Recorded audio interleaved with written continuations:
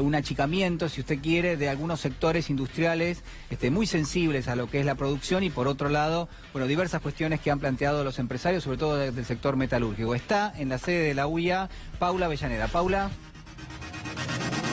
Julián, buenas tardes. Ya llegó el ministro de Producción, Dante Sica, a la sede de la UIA, ubicada en Avenida de Mayo al 1100. Se reúnen industriales de distintas partes del país para contar cuál es la problemática. Primero va a exponer el ministro y después ellos le van a hacer las preguntas relativas a cada sector.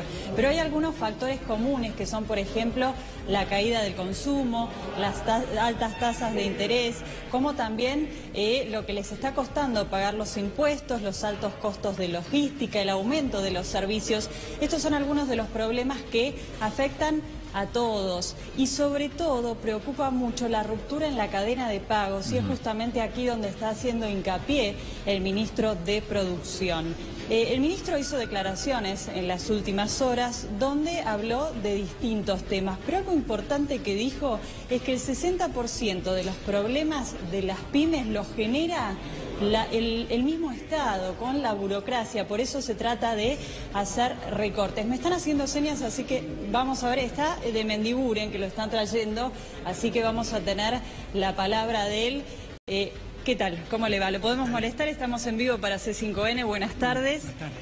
Bien, ¿cuáles son las expectativas de esta reunión? Ya llegó el ministro. ¿Cuáles son los principales temas que le van a plantear? Bueno, nosotros tuvimos una reunión previa. La Junta Directiva, la que representa a todos los sectores y las regiones de la Argentina. En el repaso de la situación que tuvimos, fue una situación preocupante, sobre todo en el interior del país. La cadena de pagos está muy mal, por eso también queremos ver qué medidas de corto plazo el ministro puede tomar. Sabemos que viene con algunas buenas noticias, eso nos alienta, pero el sector en general está complicado, ¿no? Sector autoparte, sector textil, sector calzado, sector metalmecánica, metalúrgico, la verdad, todos estamos con un porcentaje de caída bastante fuerte en los últimos meses. Y la mayor preocupación ahora, después de la corrida cambiaria de los últimos tiempos, fue la tasa de interés. Está muy claro que esta tasa de interés, una pequeña y mediana empresa no puede descontar sus cheques, no puede directamente porque se le cobra arriba del 80%, es decir, perdió su capital de trabajo. Así que bueno, esperemos que vino con todo su gabinete, eso es bueno, para que puedan escuchar en forma directa, sobre todo también a las economías regionales, ¿no? Se está hablando de cortes de ruta en Entre Ríos, parte de Córdoba, Santa Fe, así que es muy bueno una reunión de este tipo, la presencia del ministro para que pueda en forma directa tomar contacto con esa problemática. ¿Se puede en concreto desde el Gobierno Nacional que puedan ayudar al sector de los industriales? Yo creo lo primero sería coincidir en un diagnóstico. Si coincidimos que la situación es compleja, a partir de ahí todos podemos colaborar. Ahora, si el gobierno cree que lo peor ya pasó, que el modelo no se modifica, que el rumbo es el correcto y no lee correctamente lo que está pasando en la industria, es mucho más difícil poder colaborar. Pero Dante Sica tiene experiencia en los sectores industriales, creo que tiene que conocer la realidad. Entonces, lo primero es entender que hay que partir de un diagnóstico compartido. Segundo, lo que hay que entender es que hacen falta acuerdos. Ningún espacio político, por fuerte que se crea, puede salir de esta situación solo. Así que los sectores industriales estamos dispuestos a sentarnos a la mesa, a contribuir, como hicimos tantas veces. Creo que también hay que sentar al sector del trabajo. Y en eso yo creo que además la oposición está en una tarea constructiva. No es cierto que la oposición esté deseando que al gobierno le vaya mal. Nosotros, si usted mira en el Congreso, el año 2016 el gobierno sacó todas las leyes que necesitó, 104 leyes, salvo algunas leyes que tuvieron conflicto, todas las leyes que el gobierno llama, sale. Eso sí, hay que sentarse y estar dispuesto a escuchar. No sentarse y estar dispuesto a buscar adhesiones. El ministro dijo que el 60% de los problemas de las pymes los genera el propio Estado. ¿Cómo se hace para revertir esto? Bueno, primero, yo acabo de presentar un proyecto ayer que es muy puntual, ¿no es cierto?, pero muy claro. Fíjense que hoy las pymes están sufriendo caída del nivel de actividad muy fuerte. A esto le suma suba de tarifas, que otra vez vuelven a subir tarifas, le vuelven a subir los combustibles. Y a esto la tasa de interés, que es descomunal, no se puede, es confiscatoria directamente. Y en ese escenario, ¿usted qué tiene que hacer? Tratar de contenerla, porque una pyme que cierra, después volver a abrir es muy difícil. Entonces nosotros, ¿qué es lo que planteamos? Hoy la FIP, en este estado de cosas, les está cerrando las cuentas por una presentación formal o porque le falta algo. Entonces creo, cuando usted una pyme en esa situación, le cierra la cuenta corriente, ¿se imagina lo que significa? Tiene que volver a abrirla, tiene momentos que le quita el poco capital que le quedó. Entonces estamos pidiendo que por 180 días se suspendan las ejecuciones fiscales. ¿Lo podemos cruzar para dejarlo en vivo con Julián Guarino? ¿Cómo no? Sí, acá le coloco un retorno. Ahí ves, Julián, creo que ya te está escuchando. De Mendiguren, ¿qué tal? Buenas tardes. ¿Qué tal, Julián? Buen día, buenas tardes. ¿Cómo está? Bueno, a ver, le pregunto con respecto a este tema. Hay muchísima preocupación en todo el sector, y en el sector industrial en particular, porque lo que dicen, y usted lo sabe perfectamente bien, es, a pesar de que el gobierno cambió el ministro, las políticas no cambian y el sector está sufriendo mucho, no de los últimos días, sino de los últimos meses directamente.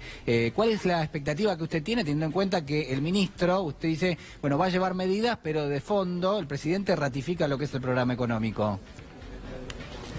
Bueno, a ver, el problema, ya lo hemos charlado muchas veces con ustedes, es el modelo. Un modelo que desde el inicio de este gobierno tuvo como eje la bicicleta financiera, como eje de la política económica.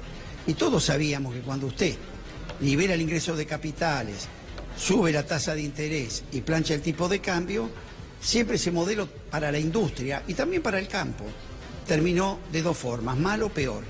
Porque se ahoga, la Argentina queda un país muy caro para producir, queda un país carísimo para exportar y baratísimo para importar.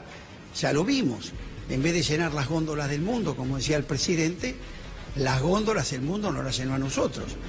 Y en alimentos, hoy Argentina importa cerdos de Estados Unidos, bondiola de Dinamarca, tomates de Italia. ¿Qué quiere decir? Que el modelo económico, financiero, importador ahogó a los sectores productivos. Entonces lo que hay que hacer es cambiar esta estructura de modelo, ir a un modelo productivo competitivo que permita a través del crecimiento económico poder resolver los problemas macroeconómicos. El otro camino, ya la Argentina lo probó muchas veces, es decir, mayor caída a nivel de actividad. ¿Qué significa? Menos recaudación, menos nivel de empleo. Y en un país que no crece, el déficit fiscal es infinito. Así que yo creo que hay que modificar el rumbo y en eso vamos a estar dispuestos, la oposición y los actores políticos, los actores económicos, sí, como la industria, los trabajadores, en colaborar.